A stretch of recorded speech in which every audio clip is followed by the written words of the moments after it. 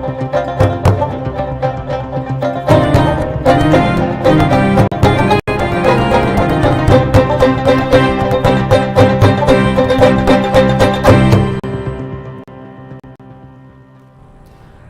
শুভ সন্ধ্যা। আমি মীনাক্ষী। চোখ রাখছি এই মুহূর্তে সংবাদে। আইন শৃঙ্খলার বিষয় নিয়ে মানুষকে বোকা বানাচ্ছে বিরোধী রাজনৈতিক দলগুলো। এনসিআরবির তথ্য অনুযায়ী অন্যান্য রাজ্যগুলি থেকে আইন শৃঙ্খলা যথেষ্ট ভালো ত্রিপুরায়। শনিবার এক প্রতিক্রিয়ায় এমনটাই জানিয়েছেন মুখ্যমন্ত্রী ডাক্তার মানিক সাহা। আইন শৃঙ্খলা বিষয় নিয়ে আবারও একবার বিরোধী রাজনৈতিক দলগুলো তীব্র সমালোচনা করলেন মুখ্যমন্ত্রী ডাক্তার মানিক সাহা। আইন শৃঙ্খলার বিষয় নিয়ে মানুষকে বোকা বানাচ্ছে বিরোধী রাজনৈতিক দলগুলো। এনসিআরবির তথ্য অনুযায়ী অন্যান্য রাজ্যগুলি থেকে আইন শৃঙ্খলা যথেষ্ট ভালো ত্রিপুরায় বলে জানিয়েছেন মুখ্যমন্ত্রী ডাক্তার মানিক সাহা। কংগ্রেস সিপিআইএম এর সময়ে কি অবস্থা ছিল তা ভুলে যায়নি রাজ্যের মানুষ বলেও মন্তব্য করেন মুখ্যমন্ত্রী ডাক্তার মানিক সাহা। ডাটাটা দেখতে হবে, এটা তো ভুল ডাটা না। সংস্থা থেকে সে ডাটাটা বলছেই গেছে। সে ডাটা কি বলছে? 28টা রাজ্যের মধ্যে আমরা নিচের দিক থেকে আমরা বারবার যেটা বলছি ফার্স্ট পজিশন। কাজে যখন দেখছে যে আইন শৃঙ্খলা এখানে ভালো, এটার এগেনস্টে বলতে হবে। কি উত্তর দেবো? এটা উত্তর দেওয়ার মতো অবস্থা নেই। সারা ভারতবর্ষের মধ্যে এই আইন শৃঙ্খলা এত ভালো থাকার বাইরের থেকে মানুষ এখানে আসছে, এখানে থাকার জন্য, ব্যবসা করার জন্য, এখানে চাকরি করার জন্য সবাই আসছে। এখানে যে আমরা ড্রাগসের যে বিষয় যদি বলি, ড্রাগস আমরা এখানে গত বছরের তুলনায় অনেক বেশি, আমরা কিন্তু প্রায় 106% আমরা আরও বেশি মানে করতে পেরেছি। সিজার ডিস্ট্রাকশনের দিক দিয়ে আমরা 132% আরও বেড়েছে এখানে। ওরা তো এমনিতে হাওয়াতে বললে হবে না, তো ডাটাটা নিয়ে এসে বলতে হবে। তো ন্যাশনাল ক্রাইম ব্যুরো থেকে যে ডাটাটা এসছে, ওরা কোন বেসিসে বলে? মানুষ তো বোকা নয়, মানুষকে বোকা বানানোর চেষ্টা করলে লাভ হবে না। একটা কিছু বলতে হবে, একটা কিছু বলে মানুষের মিডিয়ার একটা সেন্টার অফ অ্যাট্রাকশন হোক। এইভাবে বললে লাভ হবে না। মানুষ সেটা বুঝে কি অবস্থা আছে, কোথায় ওরা ভুলে গেছে সেই সব সময়। কংগ্রেসের পিরিয়ডে কি হচ্ছিল, সিপিএমের সময় কি অবস্থা ছিল, সেখানে খুন, সন্ত্রাস, ধর্ষণ, অগ্নিসংযোগ আপনারা জানেন না? সেগুলো তো আমরা দেখেছি তখন কি অবস্থা ছিল। আজকে সব জায়গার মধ্যে ডেভেলপমেন্ট হচ্ছে, উন্নতি হচ্ছে, আর উন্নতি হচ্ছে সীমাহীন। চারিদিকে এত ডেভেলপমেন্ট হচ্ছে। আমরা কোথায় এখানে মানুষের স্বার্থে কাজ করব সেটা নয়, সেটাকে আরও বেশি এনকারেজ করার কথা বলবে। তাই আজকে এখানে আপনারা দেখেছেন সাইবার ক্রাইম পুলিশিং এখানে ব্যবস্থা হয়েছে, এখানে পুলিশ স্টেশন হয়েছে। সাইবার ক্রাইম নিয়ে আমরা খুব চিন্তিত।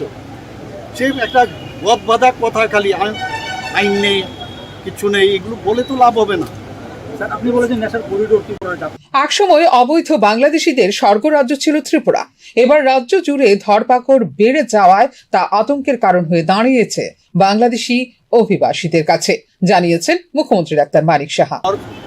जो मैंने अभी बताया, ये रिपोर्ट नेशनल क्राइम ब्यूरो से जो रिपोर्ट मिला है, उसमें क्या कहा? ये अभी आप खुद बोल रहे हो बहुत लोग अभी पकड़ा गया है और इनको डिपोर्ट भी ज़्यादा हो रहा है। मैंने अभी कहा कि जिस तरह पहले यहाँ पर आने का जो सिलसिला रहा वो अभी कम हो गया, अभी जाने का सिलसिला रहा।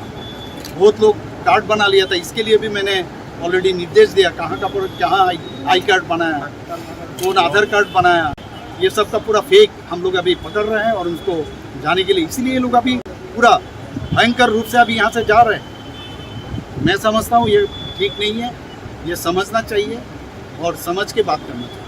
উল্লেখ করা যেতে পারে, রাজ্যের আইন শৃঙ্খলার অবনতি হয়েছে বলে অভিযোগ করে শুক্রবার মুখ্যমন্ত্রীকে চিঠি দিয়েছিল ত্রিপুরা প্রদেশ কংগ্রেস। বিরোধীদের রাজনৈতিক কার্যকলাপে বাধা দান এবং আক্রমণ সংঘটিত করা হচ্ছে বলে চিঠিতে অভিযোগ করেছিল ত্রিপুরা প্রদেশ Congress. Bureau report, news now. রাজ্যের কলেজগুলিতে নতুন জাতীয় শিক্ষানীতি লাগু থাকলেও নেই পর্যাপ্ত অধ্যাপক। শনিবার সাংবাদিক সম্মেলন করে এই কথা জানালো all Tripura guest lecturer association. রাজ্যের কলেজগুলিতে 2 বছর হলো নতুন শিক্ষানীতি লাগু হয়েছে। সেই সুবাদে কলেজগুলিতে যে ছাত্র শিক্ষকের অনুপাত থাকা প্রয়োজন তা বহাল নয় বলে শনিবার সাংবাদিক সম্মেলনে জানালো all Tripura guest lecturer association. নতুন শিক্ষানীতি আসার ফলে কলেজগুলিতে স্বাভাবিকভাবেই কাজের চাপ অনেকাংশে বেড়ে গেছে, যার বাস্তবায়ন অনেকাংশে নির্ভর করছে অতিথি অধ্যাপকদের উপর। তবে এক্ষেত্রে অতিথি অধ্যাপকদের বেতন নগণ্য এবং সময় মতো তা পাওয়া যায় না বলে অভিযোগ করেন অতিথি অধ্যাপকরা। মহাবিদ্যালয়গুলিতে গত 2 বছর হলো নতুন শিক্ষানীতি, নতুন জাতীয় শিক্ষানীতি তথা NEP 2020 চালু হয়েছে এবং স্বাভাবিকভাবে যেটা হয়, নতুন শিক্ষানীতি আসার পরে নতুন নতুন প্রোগ্রাম, নতুন নতুন কোর্স কলেজগুলিতে ইন্ট্রোডিউসড হয়েছে, স্বাভাবিকভাবে কাজের প্রেশার বেড়ে গেছে। তো সেই অনুপাতে শিক্ষক ছাত্রের যে অনুপাত থাকার দরকার সেটা বর্তমানে বহাল নেই এবং স্বাভাবিকভাবে এই কাজগুলিকে, এই কর্মধারাগুলিকে পরিচালনা করার অনেকাংশে নির্ভর করছে অতিথি অধ্যাপকদের উপর, আমরা যারা নিয়োজিত আছি আমাদের উপর। এবং আমরা কলেজগুলিতে ক্লাস করানো থেকে শুরু করে পরীক্ষার প্রশ্নপত্র বানানো থেকে শুরু করে পরীক্ষা নেওয়া, উত্তরপত্র মূল্যায়ন, ভর্তির প্রক্রিয়া সহ ডিপার্টমেন্টাল অ্যাক্টিভিটি, ইনস্টিটিউশনাল অ্যাক্টিভিটি, কলেজের কাজ সহ প্রত্যেকটা কাজে আমরা 100% নিযুক্ত থাকার চেষ্টা করি এবং সেটা আমরা সততার সাথে করছি।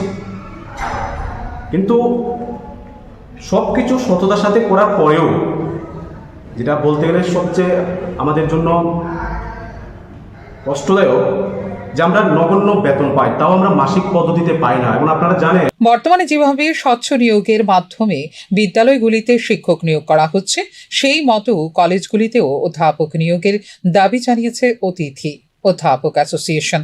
শুধু তাই নয়, এক্ষেত্রে তাঁদের চাকরির নিরাপত্তাও দাবি করছে all Tripura guest lecturer association. Bureau report, news now. দীর্ঘ 1 মাসেরও অধিক সময় ধরে বিশুদ্ধ পানীয় জলের অভাবে চরম দুর্ভোগে দিন কাটাচ্ছেন মুঙ্গিয়াকামে আদি ব্লকের অন্তর্গত 18 পাহাড়ের 35 মাইল এলাকার বাসিন্দারা। অবশেষে সমস্যার স্থায়ী সমাধানের দাবিতে শনিবার আসাম আগরতলা জাতীয় সড়ক অবরোধে নামে ক্ষুব্ধ এলাকাবাসী। 1.5 মাস আগে জাতীয় সড়কে ধারে থাকা পানীয় জলের পাইপলাইনের ওপর পাহাড় থেকে গড়িয়ে পড়া পাথরে ফেটে যায় পাইপটি। তারপর থেকে বারবার সংশ্লিষ্ট দপ্তরে মেরামতির আবেদন জানানো হলেও প্রশাসন কিংবা সংশ্লিষ্ট কর্তৃপক্ষের পক্ষ থেকে কোনো পদক্ষেপ নেওয়া হয়নি বলে অভিযোগ বিক্ষুব্ধদের। জঙ্গল থেকে বা অনেক দূরের ঝর্ণার জল সংগ্রহ করে দিন কাটাতে হচ্ছে বহু পরিবার অভিযোগ করেন তারা। শেষে স্থানীয় প্রশাসন এবং আরক্ষা প্রশাসনের তৎপরতায় নিয়ন্ত্রণে আসে পরিস্থিতি। pas khaimaya jas kapan tinin bising ba tui mari nai mo bara tan age na sona tui mari nai hopung ba to na mas ke mas to la cheng bela bir to nang kha mo ni baga buskai kos tong lai kha lum to mo sai to mo bokhor tiri na ni kerei nung na ni kerei to ko musu khanya ni kerei bir mam busu der mas boron tui nang lai tandra der mas ni tui cheng nang lai mane boro nung na ni ma khoga ni abo sida peda har pe ro na sung chawai manang lai সাহিত্য চর্চার পাশাপাশি খেলাধুলোয়ও যে এগিয়ে ত্রিপুরা, তা আবারও প্রমাণ করে দিলেন রাজ্যের গর্ব রীতা নাগ। 15 south Asian body building and physics championship 2025 অনুষ্ঠিত হয়েছিল ভুটানে। এই চ্যাম্পিয়নশিপে রাজ্যের মুখ উজ্জ্বল করে ব্রোঞ্জ পদক বিজয়ী হয়েছেন অ্যাথলেট রীতা নাগ। রাজ্যের গর্ব রীতাকে ত্রিপুরা বডি বিল্ডিং এবং ফিটনেস অ্যাসোসিয়েশনের পক্ষ থেকে সংবর্ধনা জ্ঞাপন করা হয়। আগরতলা প্রেস ক্লাবে অনুষ্ঠিত হওয়া এক সাংবাদিক সম্মেলনে এই তথ্য জানান সংগঠনের সভাপতি তনয় দাস।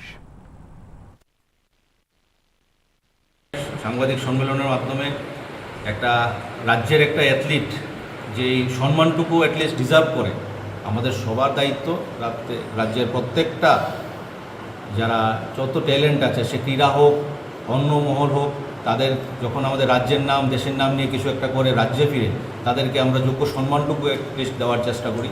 সেই চেষ্টাটুকুর স্বল্প একটা চেষ্টা আমরা করেছি আমাদের অ্যাসোসিয়েশনের তরফ থেকে। আজকে রীতা নাগকে আমরা এখানে ফেলিসিটেট করব। পাশাপাশি আমাদের সঙ্গে আজকে সৌগত দেব এবং নীতিশ চৌধুরী বলে দুজন ছিলেন, যারা লাস্ট মিস্টার ইন্ডিয়া জুনিয়রে ন্যাশনাল জাজের এক্সামের জন্য পরীক্ষা দিয়ে বসেছিলেন। তাদের রেজাল্ট এবং লাইসেন্সও আমাদের কাছে এসেছে।